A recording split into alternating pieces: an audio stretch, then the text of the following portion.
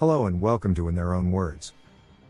Today's interview comes from Facebook Dialogue and Comments. I am friends with Timothy Zahn on Facebook and also have met him on several occasions at Comic Cons. Most recently back in 2019 in DC at Amazing Con. What follows is presented as an interview is Facebook comment shared by Mr. Zahn. If it isn't clear yet, I am one of his biggest fans. I have read 18 of his books. What follows is his insight on how some of his books were published, and what he struggled with. Let's begin. Mr. Zahn, I hear you're a writing beast. Do you really work on multiple books at a time? Zahn's reply was, after The Last Command had been published, while I was finishing the Conquerors trilogy, Bantam contacted me and asked if I'd be interested in doing one final book. As a sort of bookend to the 12 they'd contracted for. After the Thrawn trilogy. Spectre of the Past. I said if I wrote another book I needed to be allowed to do two things, end the war between the New Republic and the Empire, and get Luke and Mara Jade together. They said yes to the first, no to the second. I thanked them for the offer, but said I would pass. I don't know what the conversations were at Bantam and between Bantam and Lucas, but a couple of weeks later I was told I could do both. And got to work on my fourth Star Wars book. The Hand of Thrawn. 70,000 words, and with my deadline looming, I realized I may just have bitten off more than I could chew.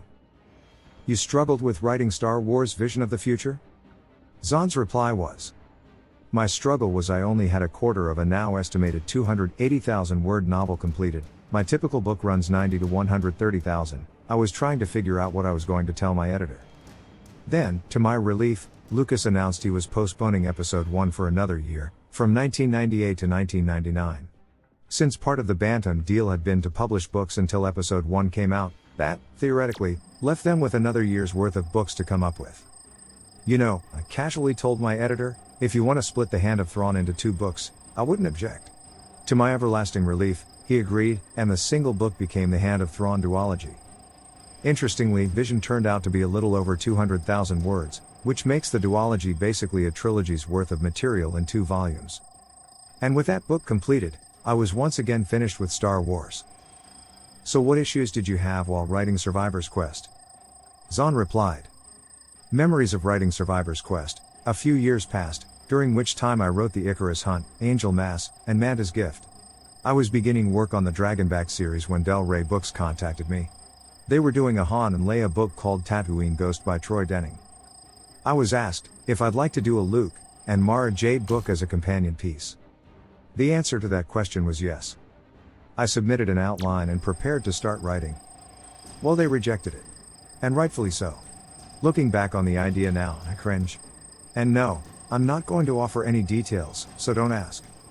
Somewhere around this same time I was also offered a book that would tell the story of Outbound Flight, which I'd mentioned in passing in Heir to the Empire. While we were working all this out, that book got postponed until after Revenge of the Sith, which meant the Luke and Mara story would be published first. I hit on the idea of connecting the 2 books, a duology separated by 50 years, with book 2 coming out before book 1. Hey, prequels were all the rage at the time. I wrote an entirely new outline, got it approved, and we were all much happier with the result. Let's back up for a minute and talk about your second book for Star Wars. Dark Force Rising. I heard there were some issues with the Han Solo story arc. Is that true?